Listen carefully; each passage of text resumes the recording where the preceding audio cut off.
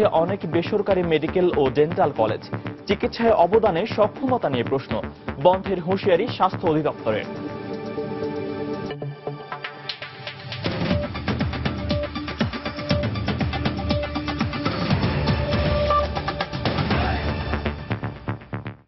সময় সংবাদের সঙ্গে আছি আমি ফয়সাল মোর্শেদ। প্রাণভিক্ষার বিষয়ে এখনো কোনো সিদ্ধান্ত জানায়নি যুদ্ধাপরাধী মীর কাশেম আলী। তৃতীয়বারের মতো জিজ্ঞাসা করার কথা থাকলেও এখনো এই বিষয়ে কারা কর্তৃপক্ষ থেকে কিছুই জানা যায়নি। এদিকে কাশিমপুর কারাগারের আশেপাশে বাড়তি নিরাপত্তার রাত থেকেই সরিয়ে নিতে দেখা গেছে। ৭১-এ মানবতা বিরোধী অপরাধের দায়ে মৃত্যুদণ্ডপ্রাপ্ত জামায়াতের কেন্দ্রীয় নির্বাহী পরিষদের সদস্য মীর কাশেম আলী দেশের সর্বোচ্চ আদালতের রায় পুনর্বিবেচনার আবেদন করেছিলেন। গত মঙ্গলবার আপিল বিভাগ সেই আবেদন খারিজ করে মৃত্যুদণ্ড বহাল রাখলে বিচার প্রক্রিয়া শেষ হয়। নিয়ম অনুযায়ী এরপর তিনি রাষ্ট্রপতির কাছে প্রাণভিক্ষার আবেদন না করলে যে কোনো সময় এই যুদ্ধাপরাধীর ফাঁসি কার্যকর হতে পারে। তবে বুধবার প্রাণভিক্ষার বিষয়ে জানতে চাওয়া হলে নিখোঁজ ছেলের সন্ধান না পাওয়া পর্যন্ত সময় চেয়েছিলেন জামায়াতের এই নেতা। তবে সিদ্ধান্ত নেওয়ার ক্ষেত্রে মীর কাশেম আলীকে লম্বা সময় দেওয়ার সুযোগ নেই বলে জানান আইজি প্রিজন। দর্শক, এই মুহূর্তে গাজীপুরের কাশিমপুর কারাগারের সামনে আছেন রিপোর্টার তারেকুজ্জামান শিমুল। আমরা সরাসরি চলে আছি সেখানে। শিমুল। ফয়সাল, এই কারাগার চত্বরে এখন পর্যন্ত কিন্তু পরিবেশ আমরা দেখছি খুবই স্বাভাবিক। এর আগে আপনাদেরকে জানিয়েছিলাম যে আসলে গত কয়েকদিনের যে বিভিন্ন বিষয় আমরা দেখছিলাম যে আসলে মীর কাশেমের কাছে জানতে চাওয়া হচ্ছিল আসলে তিনি রাষ্ট্রপতির কাছে প্রাণভিক্ষা চাইবেন নাকি তিনি তার দণ্ড কার্যকরের দিকে তিনি বেশি সেদিকে মনোযোগী দিবেন। তো সে বিষয়ে তিনি এখন পর্যন্ত আসলে কোনো সিদ্ধান্ত না দেওয়ার কারণে দুবার তার কাছে দেখা করা হয়েছে এবং সেই দেখা করার প্রেক্ষিতে তিনি দ্বিতীয়বার যেমনটা জানিয়েছিলেন তিনি তার ছেলের সাথে কথা বলে তারপর তিনি ডিসিশনটি জানানোর কথা বলেছিলেন। তো সেই বিষয়টি এখনো পর্যন্ত ওই পর্যন্ত ঝুলে আছে। আজকে সকালে আমরা শুরুতে আসার পর এখানে জানতে পেরেছিলাম যে দুপুর নাগাদ হয়তো তার পরিবার এখানে আসতে পারে কিংবা তার আইনজীবী আসতে পারে। তো সেই বিষয়টি আমরা এখানকার যে যিনি জেল সুপার আছেন তার সাথে কথা বলেছি। তিনি আমাদেরকে জানিয়েছেন যে আসলে এমন কোনো কিছু এখনো পর্যন্ত ওনার কাছে নাই। তবে উনি বলছেন যে আসলে মীর কাশেম আলী যদি তার সিদ্ধান্তের কথা জানান যে তিনি দেখা করতে চাইবেন নাকি তার দণ্ড কার্যকর করবেন, সেক্ষেত্রে হয়তো তার পরিবার কিংবা তার আইনজীবী যেই হোক তারা এসে হয়তো তার সাথে দেখা করতে পারবেন। তো এখন পর্যন্ত আমরা দেখছি যে এখানকার যে আইন শৃঙ্খলা পরিস্থিতি যেটি স্বাভাবিকভাবে রাখা হয় সেটি করা হয়েছে। বাড়তি কোনো নিরাপত্তা ব্যবস্থা নেওয়া হয়নি। তবে সকালে আমরা আসার পরে দেখেছিলাম দুটি ব্যারিকেড এখানে রাখা হয়েছিল, নতুন করে এখন দেখতে পাচ্ছেন আরো দুটি ব্যারিকেড এই মূল যে ফটক সে ফটকের সামনে রাখা হয়েছে এবং এই ব্যারিকেডটি দেওয়ার পর এখানকার যারা আশপাশে যারা উৎসুক জনতা আছেন তারা এখানে এসে কিছুটা ভিড় করছেন। এই এতটুকুই পর্যন্ত এখানে আমরা দেখতে পাচ্ছি। তাছাড়া এখন পর্যন্ত আমাদের কাছে সর্বশেষ যে সংবাদটি ছিল আসলে একটি ঘণ্টাখানেক আগে একটি গাড়ি এখানে প্রবেশ করেছিল। সেই গাড়ির মধ্যে যারা ছিল তাদেরকে দেখানোর পর সবাই আলোচনা করছিলেন যে আসলে তার পরিবার এসেছে কিনা। তো সে বিষয়টি আমরা নিশ্চিত হয়েছি। এখানকার জেল সুপার আমাদেরকে জানিয়েছেন যে আসলে যেই গাড়িটির ভিতরে ঢুকেছে সেটি আসলে কাশেম আলীর পরিবার নয়, ইনি আরেকজন দণ্ডপ্রাপ্ত যুদ্ধাপরাধী দেলোয়ার হোসেন সাইদির পরিবার তার সাথে দেখা করতে গিয়েছে। ঈদের রেলের অগ্রিম টিকিট বিক্রির শেষ দিনে আজ দেয়া হচ্ছে 11 সেপ্টেম্বরের টিকিট। প্রতিদিনের মতো আজও সকাল 8টা থেকে বিকেল 5টা পর্যন্ত দেয়া হবে 22,000 টিকিট। এদিকে আগাম টিকিট বিক্রির মাঝেই ঈদে অধিক যাত্রী পরিবহনের লক্ষ্যে ট্রেনের সংযোজনের জন্য একাধিক নতুন কোচের উদ্বোধন করেছেন রেলমন্ত্রী। কাঙ্ক্ষিত টিকিট পেতে মধ্যরাত থেকেই রাজধানীর কমলাপুর রেলওয়ে স্টেশনে সারা রাত জেগে অপেক্ষা করছেন টিকিট প্রত্যাশীরা। বলছেন স্বজনদের সাথে ঈদের আনন্দ ভাগাভাগি করতেই এই কষ্ট মেনে নেন তারা। তবে অন্যান্য দিনের চেয়ে যাত্রীদের ভিড় ছিল তুলনামূলক কম। অনেক ভিড় হবে তো পানি খাবার এগুলো তো প্রয়োজন হবে, কারণ গত বছর অনেক কিছুর সম্মুখীন হয়েছিলাম, এই জন্য নিয়ে এসছি। এখন দেখি ভিড়ই নাই। গত 2 দিন অনেক প্রচন্ড ভিড় ছিল, তো সেই ক্ষেত্রে ভেবেছি যে হয়তো আজকেও ভিড় থাকবে। তো আসলে আজকে যেরকম ভিড় ভেবেছি তা না। আমার মনে হচ্ছে আমি শোনার হই না তার চেয়ে বেশি কিছু পাইছি, কারণ এত কষ্টের পরে এই টিকিটটা পাওয়া, 4টা সিট পাওয়া আমার মানে অনেক বড় একটা পাওয়া। এদিকে টিকিট জালিয়াতি ও কালোবাজারি রোধে সতর্ক অবস্থায় আছেন আইন শৃঙ্খলা রক্ষা বাহিনীর সদস্যরা। অন্যদিকে অতিরিক্ত যাত্রী পরিবহনের জন্য সকালে 3টি ট্রেনে সংযোজিত নতুন কোচের উদ্বোধন করেন রেলমন্ত্রী মুজিবুল হক। পরে ব্রিফিংয়ে তিনি বলেন, ঈদুল ফিতরের মতো কোরবানি ঈদেও রাজধানীবাসীকে নিরাপদে গন্তব্যে পৌঁছে দিতে সব ধরনের ব্যবস্থা নিয়েছে সরকার। ঈদুল ফিতরের মতো আমরা আমাদের কর্মসূচি হাতে নিয়েছি, কার্যক্রম চালিয়ে যাচ্ছি। আশা করি ঈদুল আজহা উপলক্ষেও আমরা সফল হব। আমাদের লক্ষ্য যাত্রীদেরকে নিরাপদে গন্তব্যস্থানে পৌঁছে দেওয়া, আবার গন্তব্যস্থান থেকে যাতে নিরাপদে কর্মস্থলে ফিরে আসতে পারে, এই জন্য আমরা দায়িত্ব পালন করে যাচ্ছি। আগামী 5 সেপ্টেম্বর থেকে দেওয়া হবে ফিরতি ট্রেনের টিকিট। শফিক মোহাম্মদ, সময় সংবাদ, ঢাকা। গুলশানের হোলি আর্টিজান রেস্তোরাঁয় হামলার পর থেকে এখনো পর্যন্ত 26 জঙ্গিকে গ্রেফতার করা হয়েছে বলে জানিয়েছেন র্যাবের মহাপরিচালক বেনজির আহমেদ। সকালে রাজধানীর কমলাপুর রেল স্টেশনে ঈদে বাড়ি ফেরা যাত্রীদের নিরাপত্তা ব্যবস্থা পর্যবেক্ষণে গিয়ে তিনি এই কথা বলেন। এ সময় তিনি জঙ্গি ও সন্ত্রাসীদের সংশ্লিষ্ট খবর যাচাই বাছাই করে প্রকাশ করতে গণমাধ্যমের প্রতি আহ্বান জানান। তথ্য আসলে ভেরিফাই করে তারপরে বোধহয় প্রচার করা ঠিক, যাতে করে আমাদের দেশের মানুষ বিভ্রান্ত না হয় এবং আমরা কোনো ব্যাপারে ফোকাসলেস, আমরা ফলস টার্গেটের পিছনে না ঘুরি। ঠিক আছে, তাহলে কিন্তু যেটা হবে যে সময়ের অপচয় হবে, অন্যদিক দিয়ে জঙ্গিরা সুযোগ পাবে, সুযোগ দেওয়া যাবে না। তো সে কারণে আমি এই বিষয়টাকে আপনাদের বিনীতভাবে আপনাদেরকে অনুরোধ করব। 10-12 জনের নাম নিয়ে মাতামাতি কিন্তু আমাদের জঙ্গিবাদ দমনের ক্ষেত্রে খুব একটা ফলপ্রসূ হবে বলে মনে করি না। রাজধানীর পল্টন ও কোতোয়ালি থানায় অভিযান চালিয়ে 52 লাখ টাকার জালনোট সহ 8 জনকে আটক করেছে মহানগর পুলিশের গোয়েন্দা শাখা ডিবি। পুলিশ জানায়, গোপন সংবাদের ভিত্তিতে গতকাল বিকেল থেকে ভোর রাত পর্যন্ত অভিযান চালানো হয়। এ সময় তাদের কাছ থেকে টাকা বানানোর সরঞ্জাম, কিছু ভারতীয় রুপিও জব্দ করা হয়। এ বিষয়ে ডিএমপির মিডিয়া সেন্টারে ব্রিফিং করার কথা রয়েছে।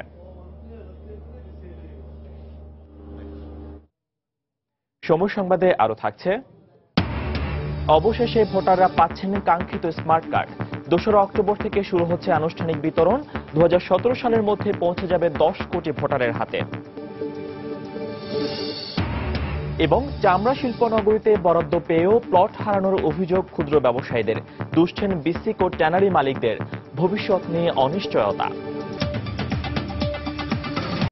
এবারের ঈদে পশু হাটগুলোতে কৃত্রিম সংকট মোকাবিলায় থাকবে বিশেষ নজরদারি। চাহিদার চেয়ে বেশি কোরবানি পশু রয়েছে বলে দাবি করেছে প্রাণী সম্পদ মন্ত্রণালয়। ব্যবসায়ীরা বলছেন, উৎপাদনে ঘাটতি না থাকায় ঈদের আগে দেশের বাইরে থেকে গরু আমদানির সিদ্ধান্ত নেওয়া হলে তা ক্ষতিগ্রস্ত করবে এ খাত সংশ্লিষ্টদের। আব্দুল মান্নানের ক্যামেরায় বিস্তারিত কাজল আব্দুল্লাহ রিপোর্টে। দেশে সারা বছর যত সংখ্যক পশু জবাই করা হয় তার 60% জবাই হয়ে থাকে ঈদুল আজহায়। অন্যদিকে আর্থিক সক্ষমতা বেড়ে যাওয়ায় প্রতি বছর বাড়ছে কোরবানির পশুর চাহিদা। তবে আসন্ন ঈদে চাহিদার চেয়ে অতিরিক্ত পশু প্রস্তুত রয়েছে বলে জানিয়েছে মৎস্য ও প্রাণী সম্পদ মন্ত্রণালয়। একই সঙ্গে হাটগুলোতে কৃত্রিম সংকট দূর করতে থাকবে সরকারের বিশেষ পর্যবেক্ষণ। ঘাটতি কোথাও যাতে না থাকে এবং ঘাটতি থাকলে সেখানে তড়িৎ গতিতে প্রাণী পৌঁছে দেওয়ার জন্য সহযোগিতা করা, এটা আমাদের দিক থেকে করা হবে। মন্ত্রণালয়ের দেয়া তথ্য অনুযায়ী গত বছর দেশে কোরবানি হয় 96 লাখ পশু। এরই ধারাবাহিকতায় এবারের ঈদে চাহিদা রয়েছে প্রায় 1 কোটি। এর মধ্যে কোরবানিযোগ্য গরু, মহিষ, ছাগল ও ভেড়ার সংখ্যা 1,05,00,000। ব্যবসায়ীরা বলছেন, ভারতীয় গরু আমদানি বন্ধ হওয়ায় অনেকটাই লাভজনক হয়েছে গবাদি পশু পালন। প্রচুর গরু আছে দেশে, যে কোনো হাটে ভর্তি। দেশে যে এত গরু আছে বুঝলেন, লাস্টে যদি বর্ডার গরু দেয়, গরু অনেক ব্যাকও যেতে পারে। এবার পালার সংখ্যা বাড়ছে, এই কারণেই বর্ডারটা খুললে সমস্যা হতে পারে। এদিকে ঈদুল আজহাকে কেন্দ্র করে খামারি ও ব্যবসায়ীদের বিষয়টি চিন্তা করে এবারও কোনো পশু আমদানি করা হচ্ছে না বলে জানিয়েছেন প্রতিমন্ত্রী। ভারতীয় গরুর আসার কোনো সম্ভাবনা নাই, কারণ আসতে গেলে যে পদ্ধতিতে আসতে হয় সে পদ্ধতি এখনো পর্যন্ত হয় নাই এবং হঠাৎ করে গরু ঢোকার কোনোই নাই। এখন গোপনে যদি 2-4টে কেউ নিয়ে আসে সেটা অন্য কথা, সেটা বাজারে প্রভাব ফেলানোর মতন কিছু হবে না। আসন্ন ঈদে কোরবানির পশুর হাটের বিষয়ে স্থানীয় পর্যায়ে সব ধরনের নির্দেশনা দেওয়া হয়েছে বলেও জানিয়েছে প্রাণী সম্পদ মন্ত্রণালয়। কাজল আব্দুল্লাহ, সময় সংবাদ, ঢাকা। এদিকে ঈদ যতই কাছে আসছে ততই বাড়ছে দেশীয় গরুর চাহিদা। তাই অন্যান্য জেলার মতোই টাঙ্গাইলের খামারগুলোতেও লালন পালন করা হচ্ছে দেশীয় নানা জাতের গরু। কৃষকদের আশা, এবার ঈদে বেশ ভালো দাম পাবেন তারা। টাঙ্গাইল থেকে কাদের তালুকদারের তথ্য এবং রাশেদ খানের ছবি নিয়ে ডেস্ক রিপোর্ট।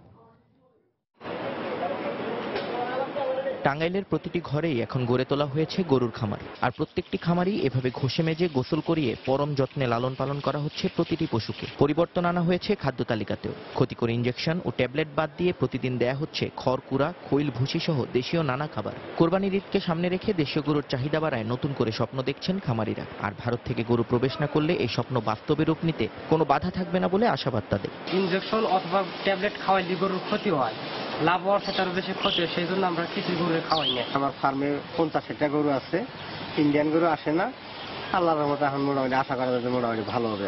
প্রতি বছরই তো আমরা পালি, দেখি যে কম বেশি লাভ হয়, এবার মনে হয় যে একটু বেশি হতে পারে। খামারগুলোতে গরু মোটাতাজাকরণে যাতে ক্ষতিকর ইনজেকশন ও ট্যাবলেট ব্যবহার করা না হয় সেদিকে কঠোরভাবে নজর রাখা হচ্ছে বলে জানালেন ইউনিয়নের কৃত্রিম প্রজনন কর্মী। খামারিদেরকে আমরা পরামর্শ দিই তারা যাতে গরুগুলোর ট্যাবলেট ক্যাপসুল এগুলি না খাওয়ায়, ইনজেকশন করে না করে, শুধুমাত্র খেয়ার বসি কুড়াইগুলি খাওয়া মোটাতাজাকরণ করে এগুলি পরামর্শ দিই। আর জেলার কোরবানির গরুর চাহিদা পূরণে খামারগুলোতে পর্যাপ্ত পশু লালন পালন করা হচ্ছে বলে জানান জেলার প্রাণী সম্পদ কর্মকর্তা।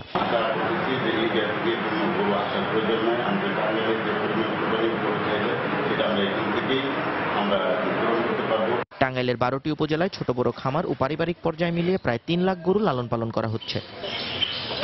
সময় সংবাদ, টাঙ্গাইল। আগে জানিয়েছি রাজধানীতে অভিযান চালিয়ে 52 লাখ টাকার জাল নোট সহ 8 জনকে আটক করেছে ডিবি। এই মুহূর্তে ডিবি কার্যালয়ে এই বিষয়ে ব্রিফিং চলছে, আমরা সরাসরি চলে যাচ্ছি সেখানে।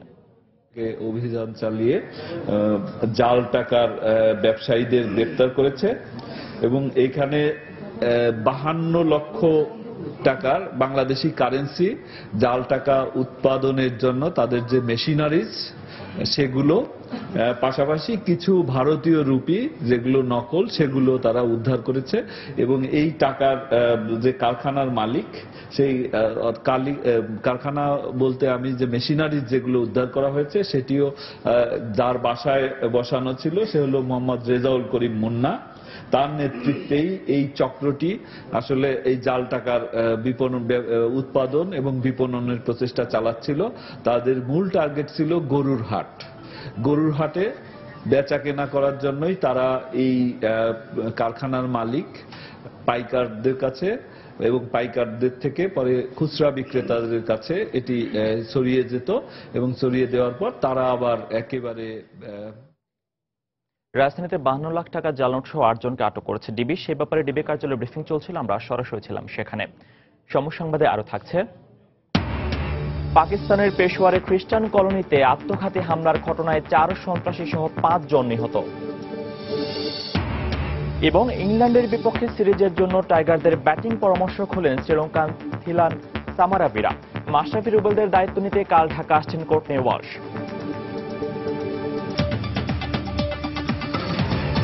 নীতিমালা না মেনে কেবল বাণিজ্যিক উদ্দেশ্যে চলছে অনেক বেসরকারি মেডিকেল ও ডেন্টাল কলেজ, এমন অভিযোগ খোদ স্বাস্থ্য অধিদপ্তরের। এ কারণে এসব প্রতিষ্ঠানে শিক্ষার মান ও চিকিৎসা ক্ষেত্রে অবদান রাখার সক্ষমতা নিয়ে প্রশ্ন ওঠে বারবার। এক্ষেত্রে শিক্ষকদের পরামর্শ, ভর্তিতে অনিয়ম বন্ধ করার পাশাপাশি মানের ব্যাপারে কঠোর হতে হবে সরকারকে। স্বাস্থ্য অধিদপ্তর হুঁশিয়ার করে বলছে, কাঙ্ক্ষিত মান বজায় রাখতে না পারলে বন্ধ করে দেয়া হবে অভিযুক্ত প্রতিষ্ঠানগুলোকে। মিজানুর রহমান কবিরের রিপোর্ট। দেশের 68টি বেসরকারি মেডিকেল ও ডেন্টাল কলেজের অনেকটিতেই বিভিন্ন ফির নামে বেশি টাকা আদায় করা হয় বলে অভিযোগ রয়েছে। গত বছর সরকারি নীতিমালা অমান্য করে শিক্ষার্থী ভর্তি করার কারণে 10টি প্রতিষ্ঠানকে আর্থিক জরিমানাও করেন আদালত। বাংলাদেশ মেডিকেল ও ডেন্টাল কাউন্সিল এবং স্বাস্থ্য অধিদপ্তরের তথ্য অনুযায়ী বারবার সময় বেঁধে দেওয়ার পরও মান উন্নয়ন করেনি এমন বেশ কয়েকটি প্রতিষ্ঠানকে সতর্ক করেছেন তারা। আর চলতি শিক্ষাবর্ষে 4টি মেডিকেল কলেজে শিক্ষার্থী ভর্তিতে নিষেধাজ্ঞা ও একটিতে আসন সংখ্যা কমানো হয়েছে মূলত মানহীনতার কারণেই। হসপিটালে রোগী সংখ্যা অত্যন্ত কম ছিল, শিক্ষক স্বল্পতা ছিল, অবকাঠামো দুর্বলতা ছিল এবং তারা যে জামানতের টাকা রাখা দরকার সেটা সঠিকভাবে অনেকেই রাখে নাই। শিক্ষকদের পরামর্শ, বাণিজ্যিক প্রতিষ্ঠানে ভর্তি হবার ক্ষেত্রে শিক্ষার্থী অভিভাবকদের আরো সচেতন হতে হবে। ভিজিলেন্স টিম করা উচিত যারা ভর্তির গুণগত মানটা দেখবেন। যেই ভালো মেধাগুলো পাওয়া যায় তাদেরকে যদি একটু গুরুত্ব দেন বেশি, টাকার দিকে না থাকে, তাহলে মনে হয় প্রাইভেট মেডিকেল কলেজটা আরো ভালো ডাক্তার এবং গুণগত মানের চিকিৎসা দেওয়া সম্ভব হবে। সম্প্রতি স্বাস্থ্য মন্ত্রণালয় একটি পরিদর্শন কমিটি গঠন করে 3 মাসের মধ্যে সবগুলো বেসরকারি মেডিকেল ও ডেন্টাল কলেজ সম্পর্কে প্রতিবেদন জমা দেওয়ার নির্দেশ দেয় বলে জানান স্বাস্থ্য অধিদপ্তরের পরিচালক। যদি রিপোর্টের ভিত্তিতে হয়তো আরো কিছু সংশোধনীমূলক সিদ্ধান্ত অথবা আমাদের কলেজগুলি ইমপ্রুভ করার জন্য সিদ্ধান্ত আসতে পারে। কর্তৃপক্ষ জানান, প্রতিষ্ঠান ভিত্তিক মান তদারকির পাশাপাশি ভর্তি পরীক্ষায় প্রশ্নপত্র ফাঁসের ব্যাপারেও সতর্ক রয়েছেন তারা। 2016-17 শিক্ষাবর্ষের এমবিবিএস ভর্তি পরীক্ষা 7 অক্টোবর ও বিডিএস ভর্তি পরীক্ষা নেওয়া হবে 4 নভেম্বর। মিজানুর রহমান কবির, সময় সংবাদ, ঢাকা। অবশেষে ভোটারদের হাতে দেয়া হচ্ছে স্মার্ট কার্ড। সবকিছু ঠিকঠাক থাকলে আসছে 2রা অক্টোবর আনুষ্ঠানিকভাবে শুরু হবে এই কার্ড বিতরণ কার্যক্রম। 3 স্তরের নিরাপত্তা ব্যবস্থা সম্বলিত সর্বাধুনিক এই কার্ডটির মাধ্যমে সেবা প্রদানের জন্য এরই মধ্যে 62টি প্রতিষ্ঠানের সঙ্গে চুক্তি সম্পন্ন করেছে নির্বাচন কমিশন। 2017 সালের ডিসেম্বরের মধ্যে দেশের 10 কোটি ভোটারের হাতে তুলে দেওয়া হবে স্মার্ট কার্ড।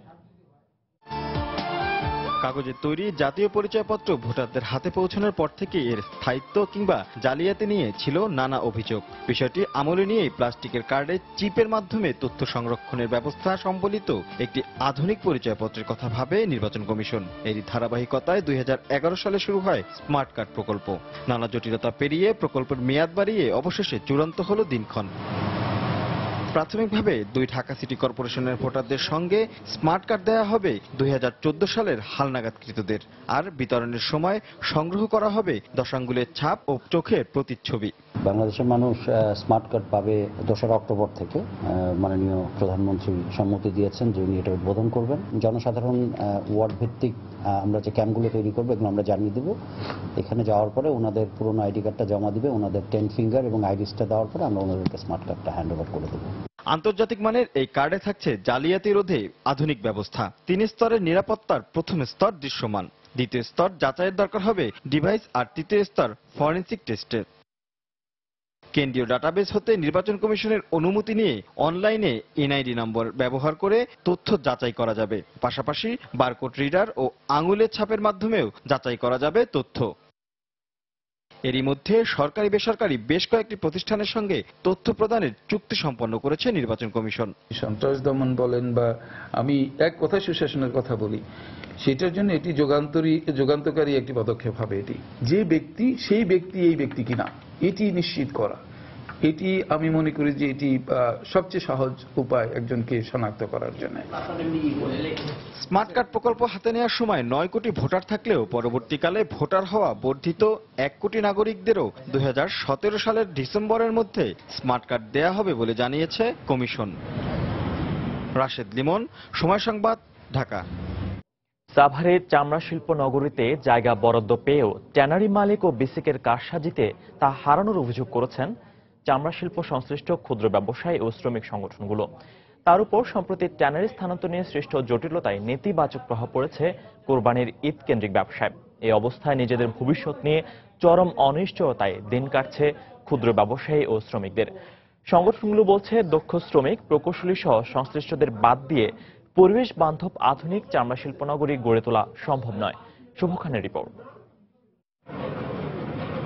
একটা সময় গরুর মাথা, লেজের চামড়া ও শিং সহ অপ্রয়োজনীয় অংশ উচ্ছিষ্ট হিসেবে স্থান পেত আবর্জনার স্তূপে।